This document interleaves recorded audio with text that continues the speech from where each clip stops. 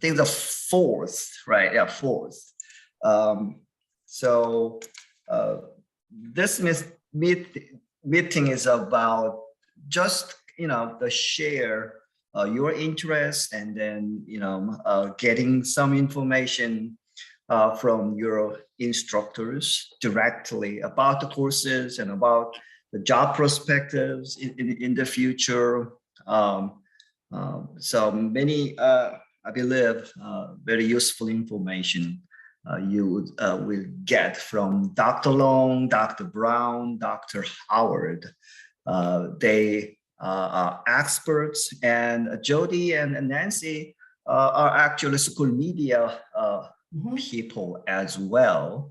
And also that's kind of related to the area, school media, school library media, and the youth services. And then kind of the other side is youth services in public libraries. That's where Bobbie had been for a while in public library settings. So you will get kind of both sides of stories. And also Becca had been in public library settings. So while Kathy was you were a cataloger, right? Yeah, so. All right, so again, back to you, whoever first. Well, I'll jump in to begin with. I think especially today, especially in the last 6 months, youth services is so critically important, mainly because of the attacks and the challenges that we're having with materials in the different schools and the attack on intellectual freedom. I don't think we offer any class at Emporia that doesn't support intellectual freedom.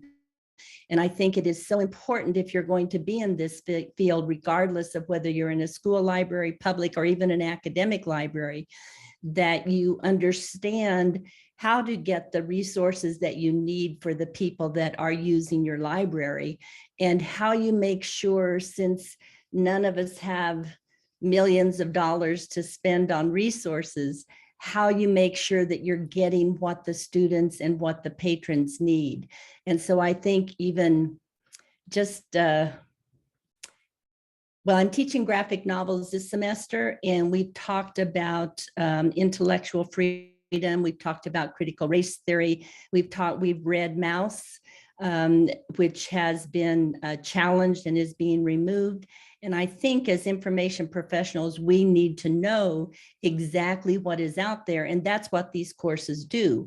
Whether you take the young adult course, or you take the children's literature, or you take multicultural, all of these have the goal of preparing you to know the information that is out there, and helping you decide or learn and make it easier for you so that you can purchase what you need to do with the funds that you have. And that's, I guess, just an announcement for our classes.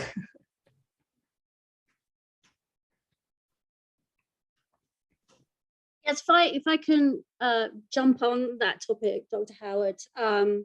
I don't know if you know, but the library I'm working at the moment, we had a situation where our teen librarian challenged what was happening in the district. Unfortunately, it resulted in her losing her job. And I think that's something to consider. I know many of the Colorado organizations have taken this on board and are looking into it, but it's the atmosphere and the climate in our branch has changed as a result of that. Right. And I must admit, at the time, I'm doing my MLS, and it was almost like a hiccup in my MLS, because we're taught all these things, by yourselves. The intellectual freedom is so important, and how the libraries, how it's a core value in the libraries. But when something like that happens, it kind of shakes you up, and you kind of wonder where you are and what the way forward is with that.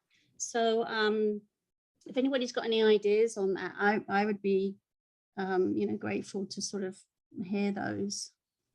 Well, Julia, I'll comment on the situation in Weld County or at your library district. Elena and I have lunch about once a month. And so she fills me in on a lot of what's going on. But I certainly understand how that would affect any branch. Number one, and anytime you have a challenge, but also when it's one of your library members or one of your faculty or your employees, that's pretty hard, and it certainly affects the culture. But I think the other thing that it does is it makes us question, as I think you were touching upon, makes us question what is truth for us, and are we self-censoring, or are we looking at everything that we need to look at? And that's why I think it's so important for us to study this. When you go to your core classes for an MLS, you definitely touch upon this and touch upon this idea of intellectual freedom. But I think when you get into the youth services areas, and you learn about programming, and you learn about resources, and you learn about the students and what their age levels are, and what's good for one age level and perhaps not the other, I think it really hits home as to what we need to do to prepare ourselves to be information professionals. And now I'll stop talking. Thanks, Jody. May I piggyback on that just for a second, please? Sure. If you've taken any of my classes, you know that I tend to have my assignments rooted very much in practical application. So we as librarians, we wrap ourselves in that flag of intellectual freedom. We believe in I hope, we believe in the right to read. We believe in the right to make this material available to the public. They can make their own, you know what we believe in. And yet also, I always ask my students who are going to go into youth services, how badly do you need to pay the rent? How badly do you need to make your mortgage payment or your car payment? In other words, you have to look at your life as a librarian in these areas and know we are in a particularly uneasy period. That's as kindly as I can put it right now. Yeah. And if you're keeping one eye on the news, please keep two eyes on the news, because there are people out there who want to make your jobs much more difficult. Right. So my point is, every time we make a book order, every time we arrange a program, we are practicing self-censorship. It's not necessarily an awful, it sounds bad, doesn't it?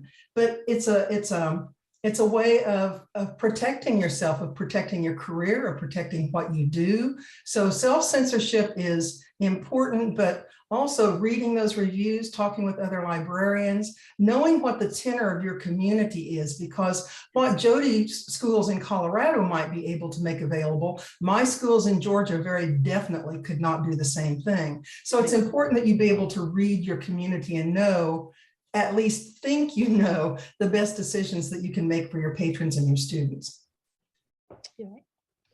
Thank you.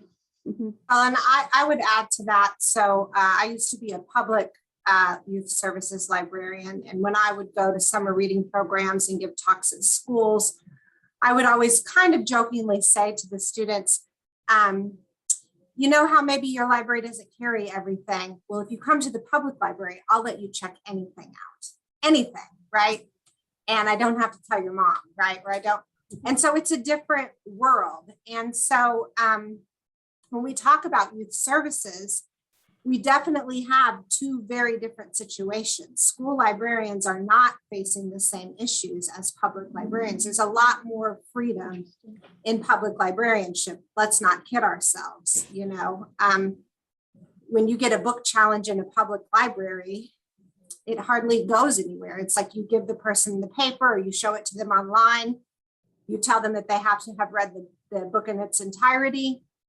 And then they can fill out the form, and you never see that person again. You know, most of the kids that came into my library, I didn't know who their parents were. I never talked to them, and nor would I talk to them about their kids, right? So it's really different. And then also as a public librarian, I'm not constantly trying to prove myself, and I don't mean that in like that you shouldn't do that, but like, school librarians are like out on the ledge. You know, you have to advocate for yourself. You're always going up for the school board and telling them the value of school librarians. And again, that's a part of the job that public youth services people are not currently facing, and at least, and not anytime in recent memory. So I do just want to acknowledge that school librarianship is a little bit more difficult, and it is a little bit more constrained of a position, and you know, it's not entirely the same. It's apples and oranges a little bit. That's a good point.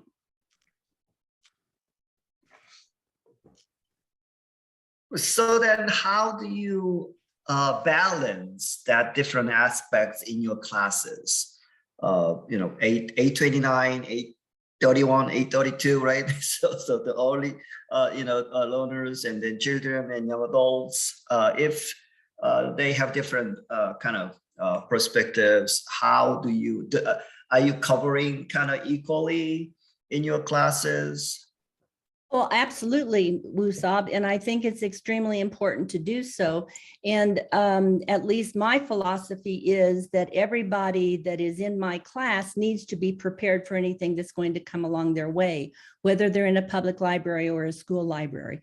So I want the clerk that is working, or the library specialist that is working in a public library, to be able to handle an initial challenge if it comes to the desk, if they're working on the desk, just like the school librarian would. And Bobbie's correct, there are different procedures that you need to follow. And of course, the school librarian works very closely with the principal, where the public librarian works more with the supervisor of their area or with the director of the public library. You know, I had, gosh, I don't know how many years, and I won't tell you because I still feel very young, but I've had many, many years as a school librarian, and I truly loved every single moment of it. And I handled many challenges. At one point in District 12 out here in Colorado, I was in charge of I was the teacher representative in charge of all of the challenges for the school district. And I learned so much from the parents and from the grandparents and everyone that was challenging books, that I think it made me a better person.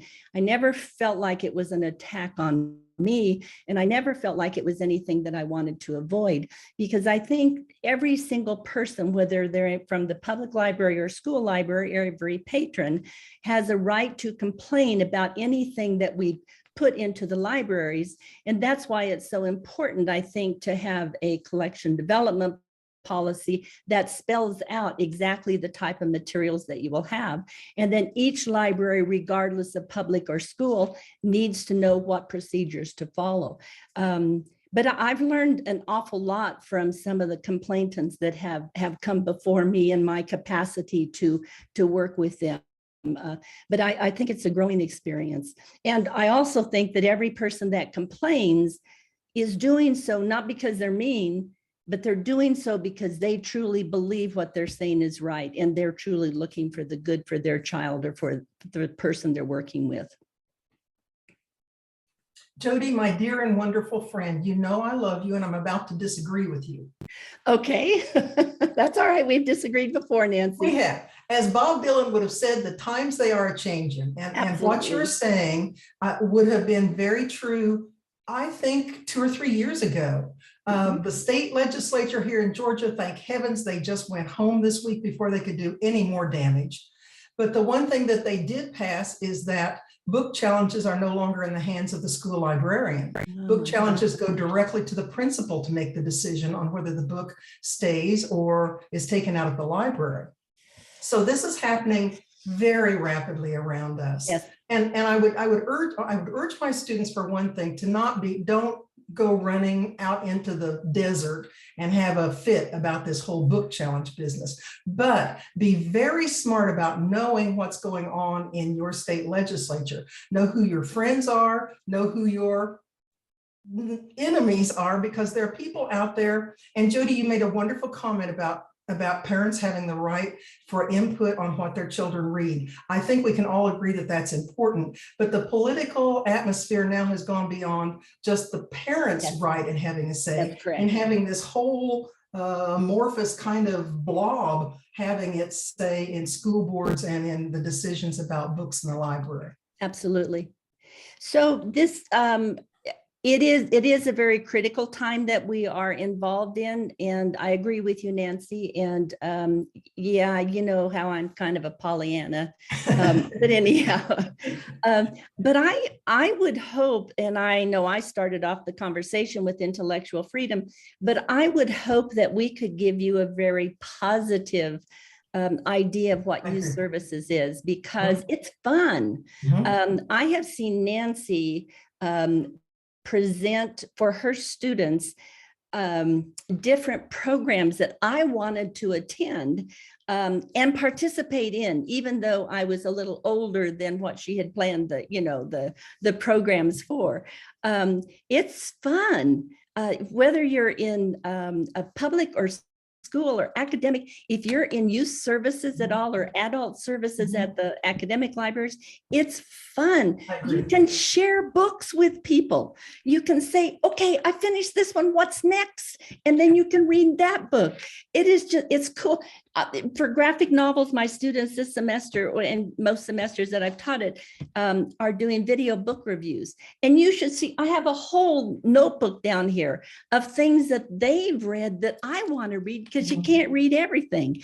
And then we get to share those things with each other, with our patrons, with parents. And it's really a cool gig. I need to tell you that. Just forget about the political thing right now. Okay. Just for this hour. It's fun. So that's why everybody should be in youth services. I would add to that and address Dean Jiang's question about covering both worlds. I would say there's more overlap, than not when we're talking about youth services. And I agree with what Jody's saying. Youth services is a great career track. You all are fortunate to go to ESU, where a school librarianship master's allows you, it's fully ALA accredited, it allows you to work in any kind of a library. So if you do get into a situation where the school, you're not loving it anymore, you can easily go and work for another kind of library. Not all educations are that way. But I would say what Jody's saying, it is a fun job. There is a lot of overlap, and it's a lot about knowing your community, knowing the resources, being well connected, and working. If you're the school librarian, work with the youth services public library. We do have different collections for different reasons, and so you can work together, you can support each other. It's really powerful to be a children's librarian or a youth services librarian, because I found that sometimes you're the only person in this child or young adult's life who's not trying to parent them or grade them or judge them. You just get to be this adult who cares about them and talks to them and gets to know them. In all my classes, I always say, building rapport is the base of librarianship. And when Jody was talking about the funness of it, yeah, there's a lot of overlap. How you're going to have, no matter where you work as a youth services librarian, you're going to have that kid who comes in and says, I have a book report due, I just want the shortest book. Can you just give me that? So how do you get that kid how are you going to make a reader out of that kid, right? You got to ask them, who's your favorite YouTuber and what video games do you like? And then now, yes, I can find you a book that you're not going to hate. So it is fun. It keeps us young. It keeps us somewhat hip, although my kids would disagree. But it's a very rewarding job, I think. It is. So I have quite a kind of question to the students, kind of seeing, all three of our instructors are kind of pumped up, it's kind of excited, in many aspects of the youth services. But what if you are not that kind of, person, kind of shy, but wants to, love to read all those books, children's books and the YA books. Do you is anybody that in that category, and how can we develop those students into that kind of active, area? I'm just, myself is kind of an introvert, to some degree, but I love to read. but I'm not sure I can, I really want to get engaged in all those kind of activities in public settings or school settings. So, I don't know, there any students, kind of have that dilemma or, I could jump in on this one. And I'm not, this is very easy for me to answer, actually. I started out as a teacher, and I was teaching kindergarten. And, after a few years, I decided I wanted to go to a different track. And so that's how I got involved with libraries. But I still wanted to keep the early literacy aspect in my life. And taking Dr. Brown's and Dr. Long's and Dr. Howard courses, I can honestly say that I'm not really an extrovert either, but their encouragement has excited me, if you like, in some, if that's the right word. But I'm, not to brag, but I've done a CalCon conference presentation. That was a result of Dr. Ma. And then from there, I joined the Colorado Libraries for Early Literacy organization, and I'm on the steering committee of that now. And I developed a web page, and I'm on various other committees. And I would never, ever have attempted that without this course and without those professors. So thank you very, very much for that. You have been an inspiration. And my course finishes with you in May, and I'm really, really sad. And I'm thinking, well, what am I going to do now? so I'm thinking, well, yeah, PhD maybe in my life. I don't know. Good. But yes, it's been wonderful. And I mean, every time I go to these committees or whatever, even on here, talking with you, I think, oh my goodness, should I do this? Do I have anything to express? Is there anything I want to say? But somehow, the courses have provided us with that information to do that. So thank you. Well, Julia, first of all, you deserve a Purple Heart for teaching kindergarten. I just steered away from the younger kids. Secondly, I didn't realize you were an introvert, and I've had you for quite a few classes. So that's real interesting. You've always, to me, you've seemed like the person that can just, even back in 801, you seem like the person that just can say, well, this is what I think, and you just express it wonderfully. So I'm glad the classes have helped, but I think that you're selling yourself a little bit short. I think you had a lot of skills when you came in. Well, Julia, I hope you'll keep in touch with us, and I definitely would encourage you to consider the PhD, especially if you love, that classroom environment and teaching and interacting with colleagues. I would address this question by saying, even among youth services, there are different flavors. So I started out as a teen librarian. You have to be a little angsty to be a teen librarian. You cannot come at teenagers with this kind of high energy. You can't even act like you're too excited that they're talking to you, right? You'll scare them away. So then when I became the youth services manager and I had to start running story times and things like that, I had to work on that skill set. I had to practice that sort of sing-songy voice that you use when you're in, story time. So, I think that there's space for all kinds. The only people I've seen really do poorly in youth services are people who feel like they have to pretend. Kids are really, really good at knowing if you're fronting. So if you're not coming from a genuine place, they often will not accept you. But if you're able to connect with them in a real kind of way, usually you're going to be just fine, regardless of kind of your inherent character traits. Now, some of these things you're going to have to massage and work on, right?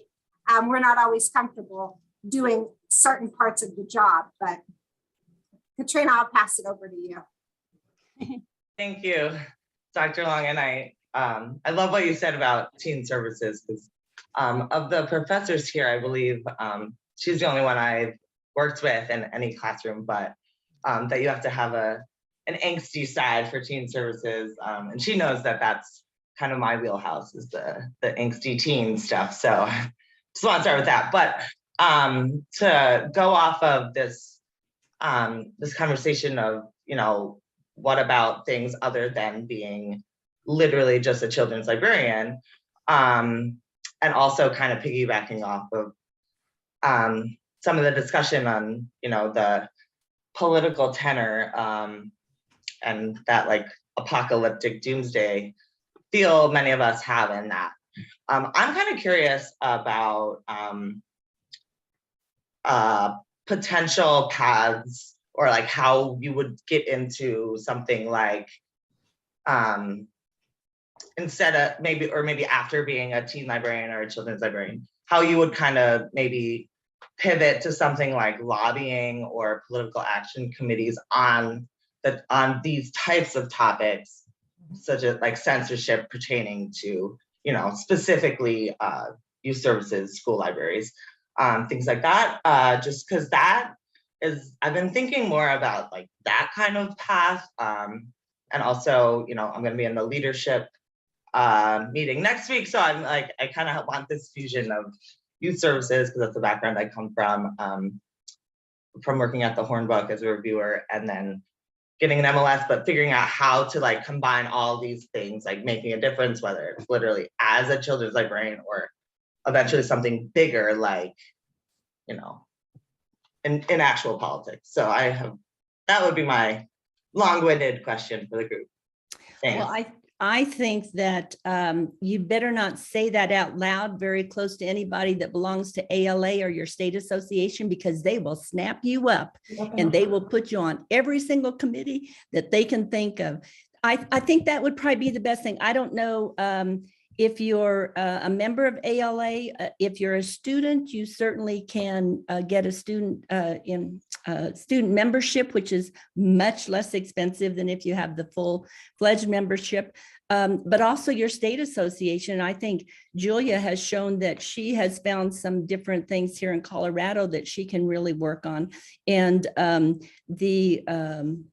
blanking on the name of it, but we have a gosh, I'm so sorry, I'm forgetting the name of it, but we have Cal has different committees that deal with lobbying. They have a lobby day once a year. They meet once a month, usually down at Denver Public Library, except during COVID, we met online. So are you in Kansas? Is that what you said? No, I'm in Washington State, actually. Oh, okay. Well, right on the border of Portland, so Southwest Washington. So I'm in Washington Library Association and ALA. Cool. But I guess I meant more like paid opportunity, not just like committees. You know what I mean? Like to eventually make a career out of something, I guess that was more my question, or whether maybe that's not a thing. I don't know. So well, it is a thing, but the only avenue that I know of is to go through, unless you're actually just going to, put your shingle up and say that that's what you're doing, and take some courses in that, or do some research in that. Yeah. But it's going through your larger organizations, because they usually have a lobbying arm of it. Now, as for the payment, I don't know. Well, I mean, it's not like I won't start, Oh, I know. But my question was more, is that an actual career path, even something melding, issues. It occurred to me, this everyday library, the institute. That actually was the one I was thinking of. Every library. So those people are actually got paid, but not through that organization, but also they have a lot of consulting with all kinds of libraries, school libraries, particularly public libraries, because they have to convince the city or town administration about the funding and kind of voting kind of referendum, all those things. They have a lot of researches, and so they get paid. So if you are serious enough, I would kind of spend some time or energy or a little bit of money in low degree, and then you go consulting kind of route, we need more consulting, genuine consulting services to all kinds of libraries. They really want to get some data and then some tactics to again to convince the constituents for the basically for better funding. So I believe that there are paths for that kind of cause. You have cause, you have skill sets, you have knowledge from the library. Then you need a little policy or law kind of experiences. Then I believe it. I think it is promising. Okay, that was more of a curiosity. Thank you. Go ahead. Katrina, I dropped in the box there. There's the state library directory to Washington. So of course, I'm sure you're familiar with the state library, but depending how large your state is, they might also, and Washington does, employ other librarians. And sometimes there'll be a youth services director of state services. So this could be, what I would do is I would start to watch that and then maybe make note of those people and then kind of, when I say stalk them, I know you mean, I don't mean stalk them, but like at your next state association, try to get yourself introduced to those people. Right. And just those contacts may start to make some things happen. Cool. Thank you. So, I mean, I'd like to have it's a joke, okay? It's a joke, but to me, it's a funny to see the new state librarian of Oregon is from Georgia State Library. We're happy to share. How Oregon's not what you think it is once you get outside Portland. I'll say that. How do you kind of adjust yourself from quite a different political environments? That is very, very skillful adjustments. In a given kind of political situations or news all the time, and okay, from Georgia to I think that the person was a deputy state librarian of Georgia and then moved to Oregon state librarian position. Wow. So then made me scratch my head. Okay, so I mean, best wishes. It had been for a while that the vacancy of the Oregon State librarian position because of that kind of conflict with between the governor and the state librarian for a while. But it is interesting to observe that transition. Okay, any other questions from students? Well, Kathy or Becca? I have a quick question. Sorry, me again. So recently in Colorado, and I think it might be prevalent in other districts as well, there's been a new bill proposed called SB 22004, and it's about the science of reading as a teaching method. And they were basically looking at librarians as teachers, and they were requiring them to take this training and then do it in libraries. I was just wondering what the thoughts were from everybody about that.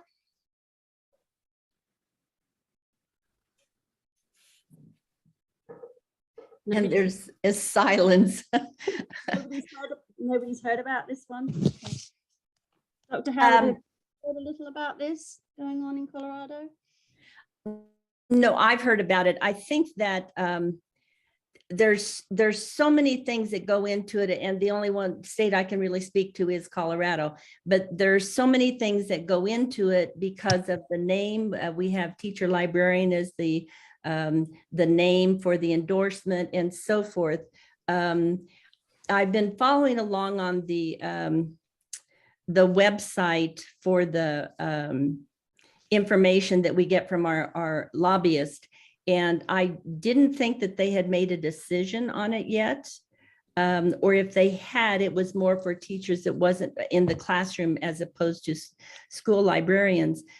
I don't think, in my own personal opinion, that if you have an MLS, that you should be, especially, and you have state endorsement for teaching, that you would need to have anything additional. But then if it is going to be attached to endorsement, then of course school librarians would be required to do it also. But I don't think anything's been decided yet, Julia, but I could be wrong.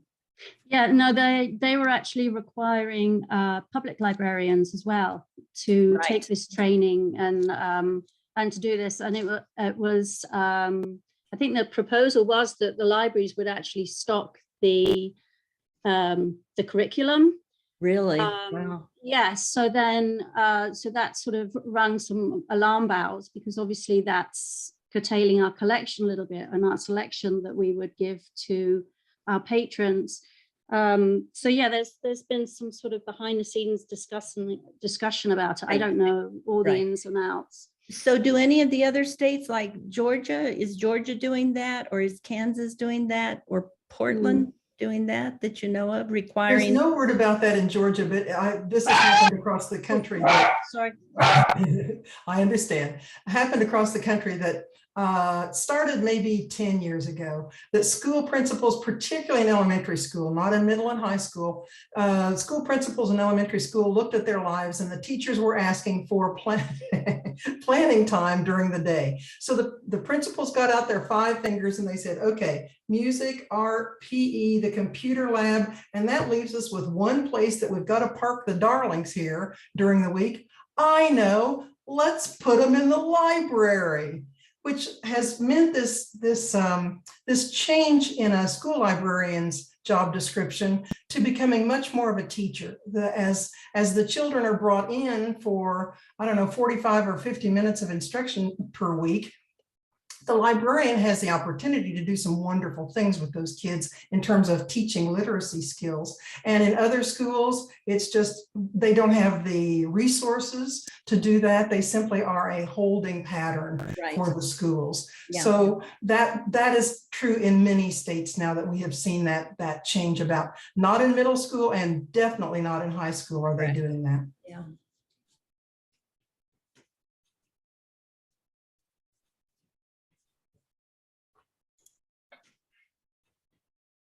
Any questions? Actually, I just want to add to that conversation. It's real interesting because I'm a teacher looking to transition into the library, and it's interesting with the massive teacher shortages that are beginning to we're just seeing the front edge of it. Right. That's very interesting that they're taking that tactic with going after the librarians to become teachers, because I think that they are creating a safety net there, because the teachers are tired of putting up with that. And so that's a very curious perspective when you think about nationally the trends. Yeah, actually in Kansas, I don't know about the science of reading bill. I don't know anything about that. I'll have to look into that more. But in Kansas, in order to be hired in an accredited school, you have to have a professional teaching license, which requires 2 to 3 years of teaching in a classroom and going through a mentor program through the state to upgrade from an initial teaching license that you get when you graduate to a professional license, which is a 5-year renewable license. Right. So that requires 2 to 3 years in the classroom in order to get that license.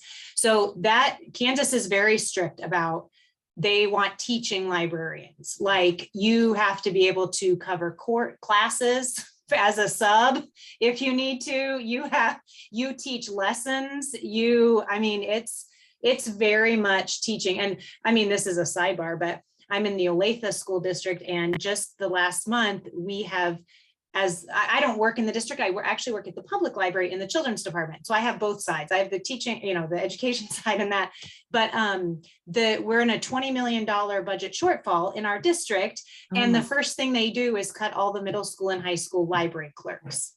Sure. So next year there will be no middle and high school library clerks. So, and I'm in the Kansas City area, we are a 6A school district, which means our high schools have approximately 1,600 kids in them each, plus faculty, and that will be one librarian. serving that entire population with no clerk. So, and they cut the library clerks who are making $11 an hour. So it just is kind of this really, they did keep the elementary clerks, which is helpful, but it's just going to be really interesting seeing moving forward yes, you have teaching librarians in the library, but they are asking them to teach and to handle all the library clerks, responsibilities, as well as collection development and the faculty, the support of the faculty that the librarian does and all that. So it's just an interesting time for teachers and librarians. So many years ago, more so than I'd like to say right now, but it used to be that when we said that the librarians, school librarians are teachers, we meant that they didn't have classes assigned to them. They had time to plan with the classroom teachers and to do collaborative lessons so that maybe they would go to the classroom and they'd work with the kids in the classroom and the teacher, or they'd come to the library. And I think, as Nancy said, when the only way that teachers could get planning time, and I think this went throughout the United States, I know it certainly hit here in Colorado, that's when they took the librarians and had them babysit with the kids while the teachers had planning, which totally destroyed the collaborative nature of a school librarian, because they were working with the students while the teachers were planning. So there was no way to actually do the planning together.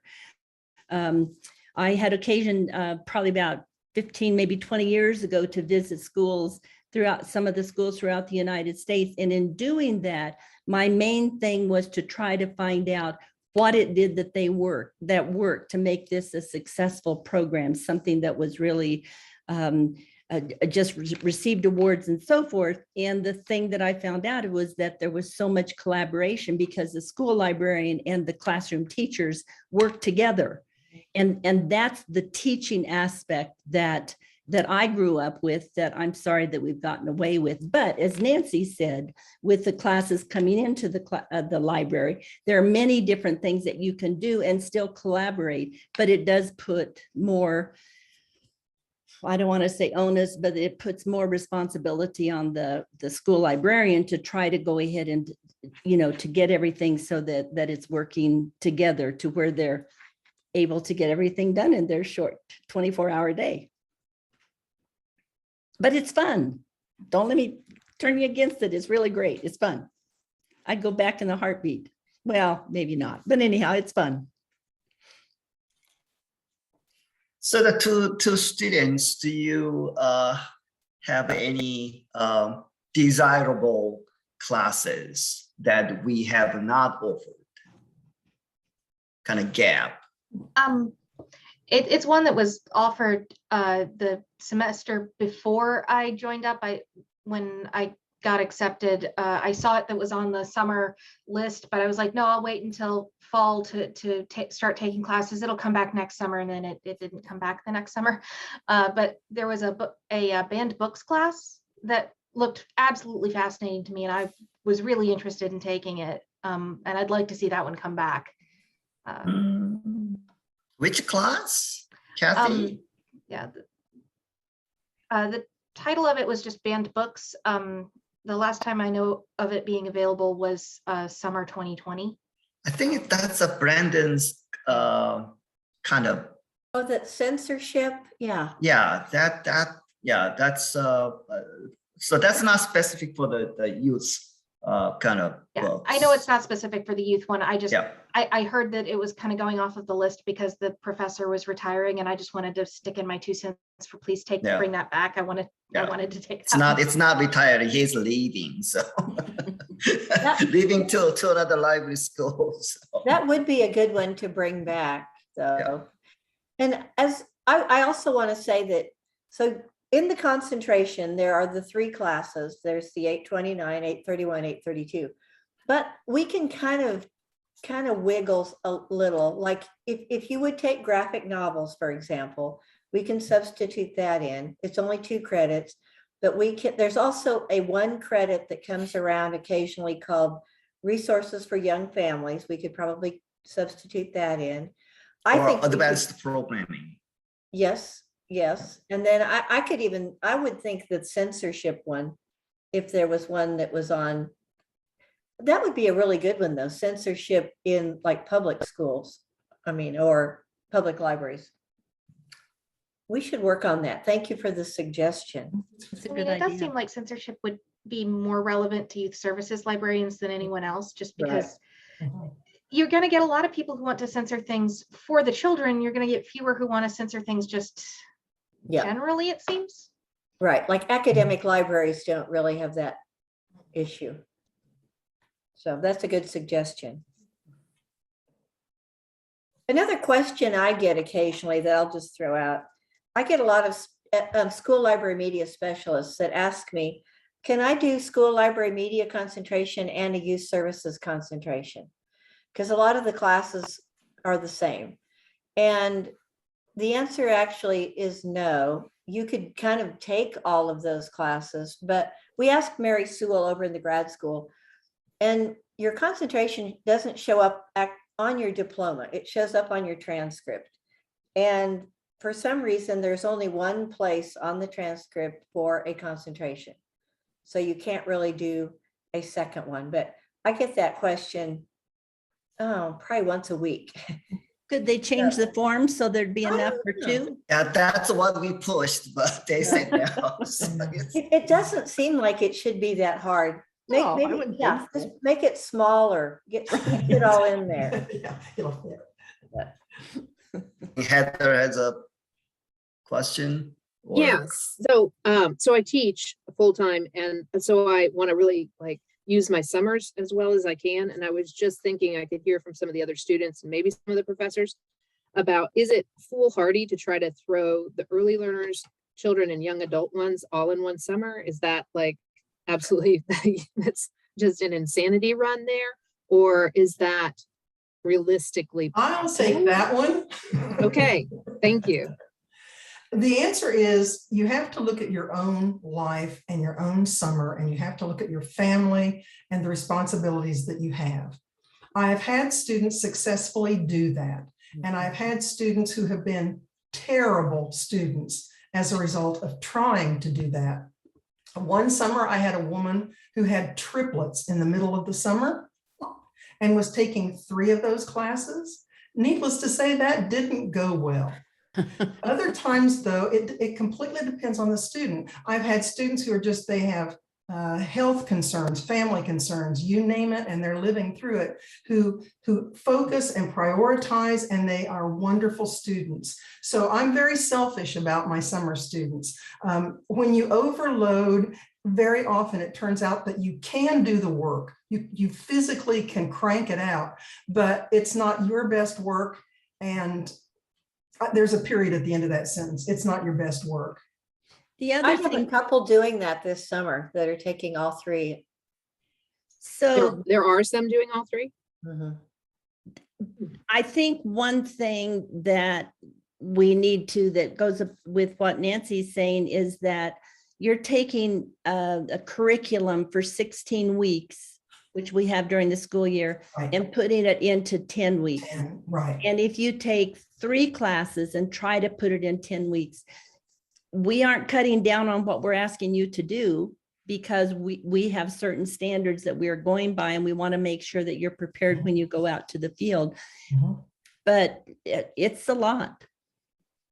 Yeah. So the question is, can you do it? And the answer is, should you do it?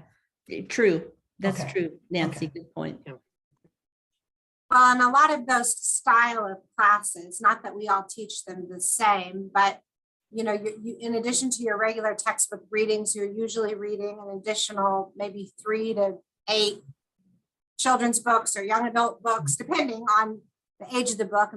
And then usually also you have some sort of maybe a program to plan, or maybe a budget to put together for that week or something like that. So if one of those sounds, you know, and then you have two sets of those, the students who do really well in those kinds of classes are the students who sit down at the beginning of the semester, they map everything out, they put all the books on hold at the library, and they typically work ahead. Yeah. So, you know you, and everything, like everyone else saying, everything else you have going on. But like I said, they're not all the same, but I think if we talked about a typical youth services class structure, that's what it looks like. And Rebecca has a question or comment? Yes, just getting back to the one you asked earlier about classes, we hope to come back is, I'm taking 829 in the summer and then taking 831 in the fall and hoping to do 832 in the spring. And when, earlier in 801, there was, he did the discussion where we talk about looking for positions that we're interested in and what kind of classes would we need. And, I've been leaning more and more towards youth services, which is why I'm taking those courses, because now by this point, I'm pretty convinced it's right for me. Looking into what he provided, I saw that there was a class called, pulled up and then lost it, 857, but advanced programming for youth services. And when I talked to my advisor earlier, she was like, she's not sure it's even being taught anymore. And I have to admit, I was a little disappointed just because reading the description of the class, reading the kind of projects it was doing sounded interesting and like a good fit. So I don't know if that one's ever going to come back, but I think that would be one that could be definitely one would have my interest at least. That's kind of it's kind of an odd kind of class. It's a product of how can I say, it's a very strange, not concentration, but the certificate program, youth service certificate program. And for somehow, that the graphic novel manga class has 2 credit hours. So they need actually 1 credit hour class. So they added that class. And then the instructor, the professor who created that certificate left. And then Jody, I believe you kind of taught twice that Yes, class. I did. Yeah, yeah. So time to time. So that's the kind of challenge we have. Right. Well, But I will keep that in my mind. The projects that the students came up for, I think I had about 10 or 11 students, and the projects they came up with were really great. And the thing I really liked about it was the fact that they were able to implement them in the jobs that they were doing at the time. So it's a good class. Thank you for the suggestion Yes. to bring it back. Rebecca, I would just like to say that I've taken Dr. Long's and Dr. Brown's course. And sorry, Dr. Howard, I didn't have you for the youth services course. I know, but I bothered you other times, didn't I? But for Dr. Long's courses and Dr. Brown's courses, there was extensive programming in both of those courses. And I'm now using the material that Dr. Brown had us develop over the summer. Basically, it was just an all-encompassing program, and I presented it to the district, and now they're using it for the summer reading program. So it was that cool. Wow. So Awesome. yeah, Julia. wonderful. And Dr. Long's program, the same. I mean, she just sets you up with all the resources that you need to pull into those programs. So yeah, I think some of these courses are what you make it as well. So, yeah. So what is the magic to encourage or motivate those kids who only read the, what is that, dog diaries, or, what is the other one, the guy's voice thing? Oh. All right, dog man. No, not Dogman. Kind of a little bit, like a middle school, but kind of cartoonish. What is that? So, but anyway, Diary of a Wimpy Kid. Yeah, Wimpy Kid. So, and also, nowadays it's kind of different side of political environment, kind of emphasize, diversity, DEI or cultural competences. So make the kids, or all the kids, high schoolers, read all kinds of immigration or kind of history. So where is again balance between, okay, let them read what they want versus kind of educate, cultivate the young minds. So where is that now?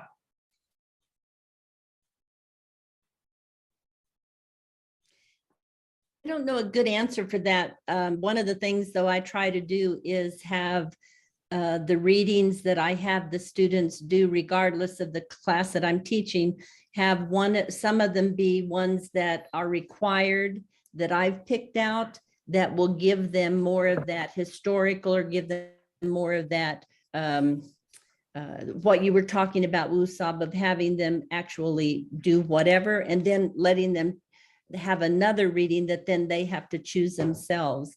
I think it's very easy for students to pick up whatever they think is going to be easy. When I was at a junior high, some of the teachers would send the kids in and the kids would say to me, well, I have to have a book that has at least 101 pages because I can't get anything that's less than 101 pages. Right. And so then we would go through and look for that. But so I think that they'll do whatever they need to do unless we can make it just so exciting for them. But for the students in our youth services, I think that they need to have the background of some of the things that have come before, some of the things that have historically, the ideas have been built upon, and that's why I require some, but then give them a choice of whatever area that they're interested in for the others. But I don't know if that answers your question or not. I mean, it's kind of a long kind of question. I mean, also, being at the, ALA, the exhibit, the huge area and all kinds of books. Every year, new books are coming, and how do you select those books for kids? Certainly nobody can read every book. So again, I mean, like a self-censorship, whatever, so I mean, probably the last kind of question, what is the job perspective in youth services? Any kind of sense?